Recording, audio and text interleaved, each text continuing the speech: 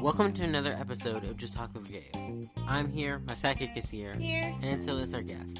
Let's get started. So who do we have on the show? Today we have one awesome teen actor, Grayson Kilpatrick. Looking forward to hearing all about his project, Black Pumpkin. Absolutely, but before we get started, as always, let's give a shout out to our sponsors, Fade Life Clothing and BCK Online. Fade Life Clothing is a unique clothing line at Atlanta, Georgia. Georgia is those who love intoxicating style. And BCK Online is a digital online magazine that keeps you in the know and up to date on the lives of young entrepreneurs, young entertainers, rising stars, parents, and much more. All right, grab your snacks, sit back, relax, and enjoy the show.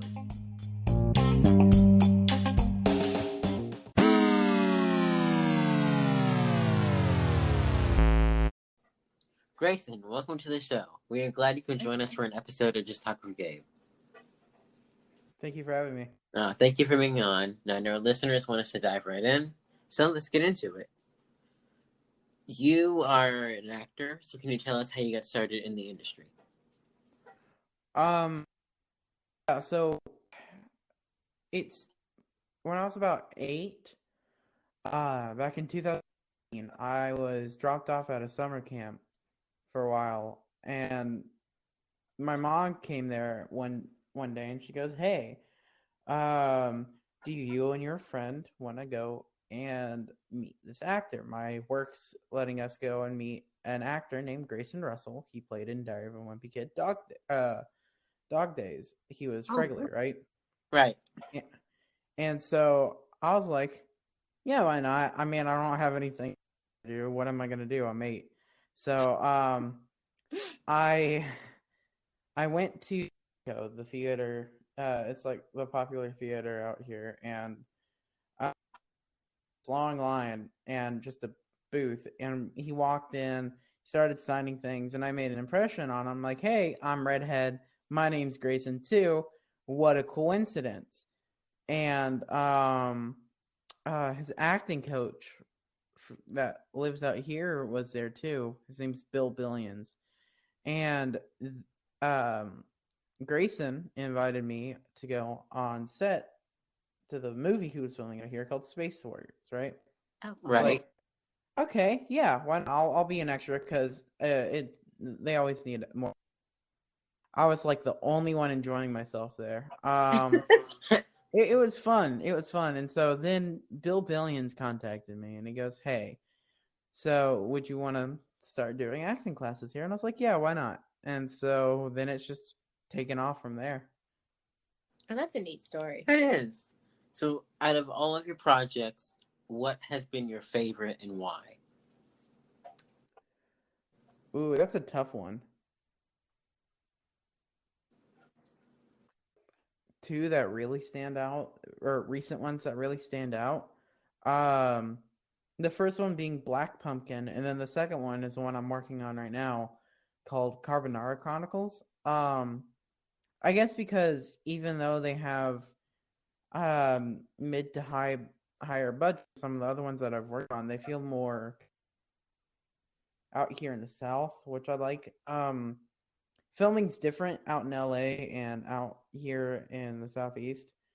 They'll ask the actor to help with production stuff, and like they'll say, "Well, hey, I'm not seeing this. How about can we ask someone else?" And they'll ask the actors, "Well, do you think that the shot would be good? Like, what's up with that?" And so they did that on Black Pumpkin, and that really made me like it felt like I was more of part of the production than just some actor that's excluded production side as well. Right. And can you tell us a bit about Black Pumpkin? Yeah, Black Pumpkin, it's a horror film starring me and Dogan. And it's more a sequel to another film. Basically, it's about Bloody Bobby, this kid who was murdered up in a place called Diablo's Den, and Lawrence, or Porkchop, my character, messed around in his area and ended up bringing back Bloody Bobby to come kill me and my friend's character. Oh So no. yeah, so it's a fun film. So now tell us, are you I guess are you more like pork chop or kind of not more like pork chop? And maybe what is the one role that you've portrayed that is the most like you? Um, it's there. There's pork chop, and then I also wrote a few roles. Or I wrote a role for me about 2 years ago. About 4 years ago now. The one I wrote for me, it's Matt Foley. Or not Matt Foley, John Foley. There was this SNL skit of Chris Farley. He had done living in a van down by the road.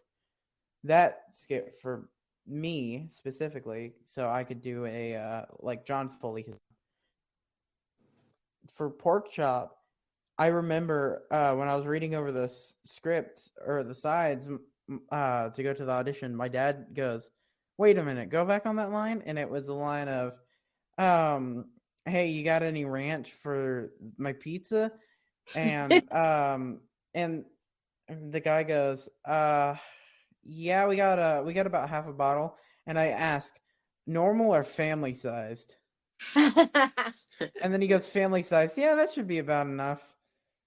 My dad, Nice. that is exactly you. And when I was talking to Ryan, the director, he goes, when we saw you in the audition, we like legitimately started rewriting some of your lines so that they would flow better, so it could sound more like you. And I was like, dude, that is, I guess it really was me in a way, playing Right. Lawrence. So Oh, that's cool. That is kind of cool. That is neat. Yeah. mhm. So, tell us, who are some of your favorite actors that you've worked with? That I've worked with, Mm-hmm. um, uh, famous ones. Let's go Any with actor. famous ones. Okay. Okay. First, Mark Wahlberg was great. I worked with him back in 2015 on Daddy's Home. I Um, love that movie. That was a good movie. Yeah. it really was. He was super nice, and I know he's not an actor, but Tony Hawk was there too. Great guy. And then some other ones I worked with, like Shia LaBeouf, he was nice. But honestly, uh, all of them are great. Like if you were to ask me which one I would like the, I literally couldn't tell you. Yes, I did just mention like two actors that I've worked with, but like that was just two of um I don't think I've ever ran into a mean or bad actor. That's awesome. That is, yeah. So then the second part of that would be, who are some actors that you would like to work with? Some of them have sadly passed away. But there's like two of them or three that are alive right now. The ones that passed away was Robin Williams, John Candy, and Chris Farley, because those are my Oh, three like God. inspirations. Yeah. Yeah. Those would be Um. some amazing men to Mm-hmm. reconnect with in the next world, the Oh next yeah. world. Yeah. That would be amazing. But then there the ones that are alive right now. I'd love to work with James McAvoy. Oh yeah. Yeah. Yeah, that man is insane when it comes to acting. Like I just rewatched Narnia the other day, and I didn't realize that it was him until like my mom goes, "Oh, you know that's James McAvoy too, right?" And I'm like, "What?" I haven't seen Narnia in years. I Wow. I didn't even know that was You him. didn't know that was him? No, he No. was Oh, the Goat Man. Yeah. yeah. Really? Yeah, that was And Mhm. the him. goat. Oh my gosh, I love the goat man. Who doesn't? Yeah. Okay, now I'm gonna have to go back and watch Narnia. And then I have like two comedians I'd like to work with, Key and Peele, but I know Jordan Peele does more directing now, but I'd still love to Right. work with them, on a skit or something. That'd Yeah. be great. Now, as an actor, you have many influences and many things that have kind of helped you along the way in your career. What has been the one thing that has helped you the most? I'm probably gonna have to say people because like you can I think connections and I think the people around you are gonna help you, that want to help you, I think that's gonna be your most powerful thing in acting, because like if you're around a bunch of acting coaches that want to see you get better, that's the most useful thing that you can have. And then people Right. like friends in the industry that go, oh yeah, well, I know this acting coach that could help you, or I know this director that could give you some tips. I know this photographer that you can get headshots with. That, I think, connections are really important, and I That's think cool. that's That helped me is. the So, most. what would be the your favorite moment on set?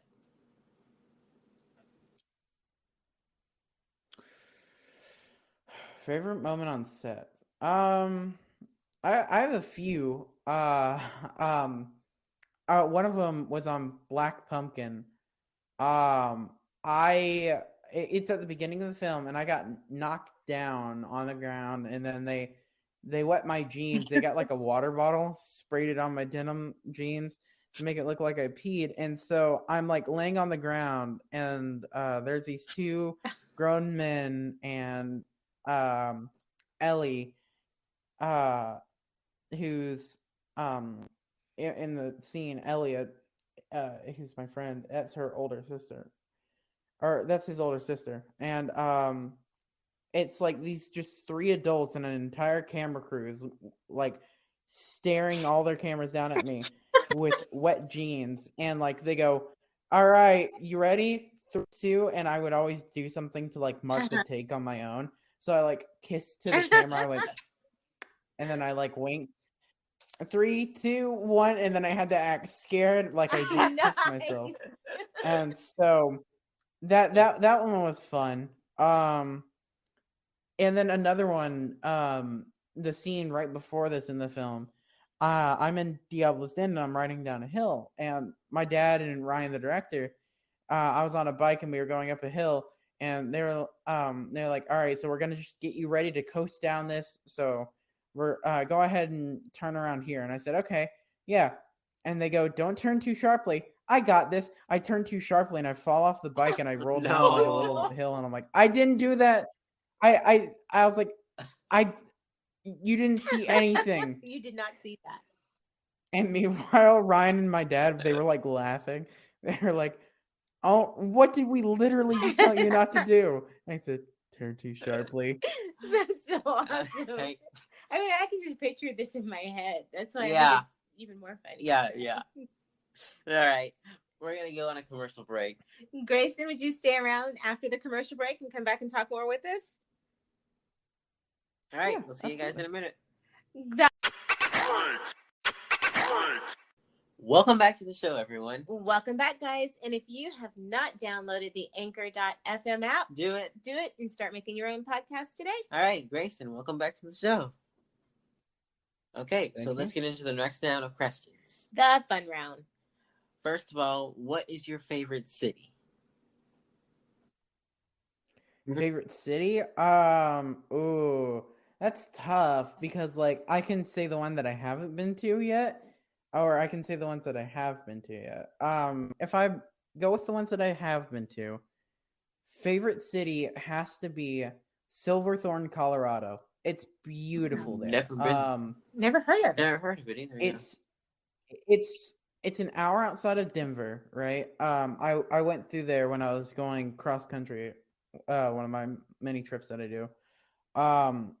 And we went up to Denver, and we were going to go down through Utah and go to LA that way.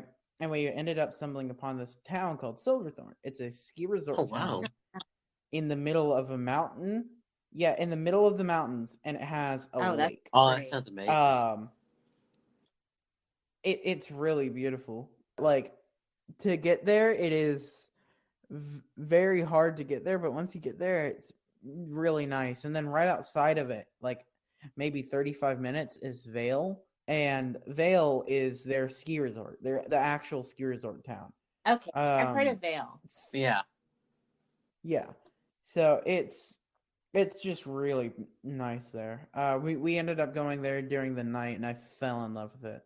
If it's a city I've never been to, Palermo, Italy. Always wanted to go. Oh my gosh, me too. I want to Road go to trip. Sicily. Well, yeah, I want to go to Sicily too. We could go to Palermo and then hit in Palermo in Sicily. No, they're two different. Yeah. Oh, So they are? there you go. Yeah, Palermo's on Sicily. There you go. Road trip, guys. I'm down. Woohoo. No, just drive over the ocean. It's fine. Absolutely. Absolutely. Those two. Yeah, your cars can float. Absolutely. Yeah, Yeah. absolutely. Floating cars. I just invented it. Exactly. This is telling some great places to go visit. Yeah. So, okay, now this is an important question for all the listeners out there. What's your favorite, chocolate or strawberry? Strawberry. Ah, Without hesitation. really? I think I'm a chocolate girl. I actually do chocolate. like strawberry, but I'm allergic to it. So every time I do eat strawberry, my lips like kind of blow up. And so why eat it? Because it is so good. Oh God. Okay. Oh, that sounds exactly like me. I'm allergic to dogs, cats, like everything out here. But I have two dogs, and I like love to cuddle with them. See, I'm not alone. Exactly. I'm not alone in tempting that allergy fate. If I die a happy man. Yeah, you're not wrong. Okay. So, would you rather play video games or binge watch TV? Video games. You see, I mastered the ability to do both. Yes. At once. He plays video games while watching TV. Yes. What's your favorite? I do that a lot too. See, what's your favorite game? Gosh. Well, right now I'm playing a bunch of them. Like the ones that I'm playing now is Hades, Bloons Tower Defense 6. I have like 700 hours on that game. Minecraft right around 2000 now. And then I have games like Rainbow Six that I used to play. I love Overwatch. That one's good. That one's the game that got me into. A few times, but I could never get into it. Yeah, that's fair. It's not for everyone. Yeah. And then I have I'm actually on my gaming computer right now. One of the games I like to play is called Trackmania. It's an older game, and then I love a new one that just came out. It's called Dorfmanitic, I think is how you pronounce it. I've never even heard of it. No, it's a puzzle game. Yeah. So. All right. Oh, that's pretty cool. Yeah. I'm gonna have to look that one up. I like puzzle games. Yeah, I know. I do. I love puzzle games. What is the first thing people notice about you? I don't have a southern accent, even though I'm from the South. Yeah, me too. Yeah, that's true. Yeah. Does that throw people off? They're like, "Oh, you're not really from the South." Does that kind of do you get that? Not as much as I used to. Just because they like I'll normally be with my mom or dad, and they'll hear the southern twang, and then they'll be like, "Well, where's yours?" Huntsville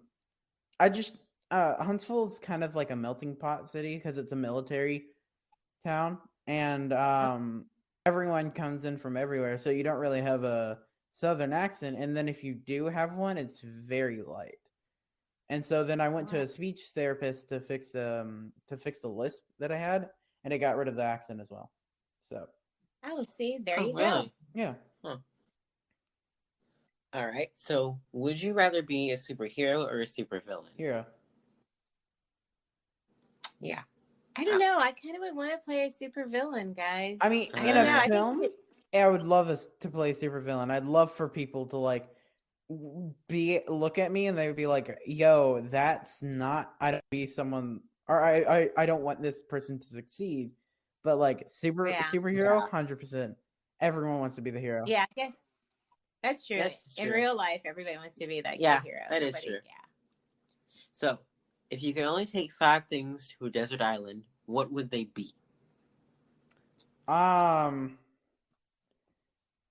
first thing I'd bring is probably a cell phone, a saw. Let's see. Just the saw for trees, obviously. And then for like pure entertainment purposes, I'd probably bring one of my instruments with me. Not sure which one. A boat because it's me, and then just a Yeah. That sounds good. Yeah, that works. That works. Now, if you now if you could travel back in time, where would you go and why? It's a great question. I've thought of this a lot. I've just never really settled on a time, mainly because I'd like to see the future more than the past. However, I would love to see I'm a huge mythology nerd, so I'd love to see how the Vikings, their culture, how the Greeks and maybe even the Aztecs and the Egyptians, how they practice and how they worship things. I'd love to see that. Yeah, I would too. Mm-hmm. I'd go back in time to see that. That would be cool. Yeah. Right. If you could hang out with a fictional character, who would it be? I don't know. There's a lot of people that are like a lot of fictional characters that I would hang out with, and then a lot that I would stay very far away from, like restraining orders far away from. Yeah.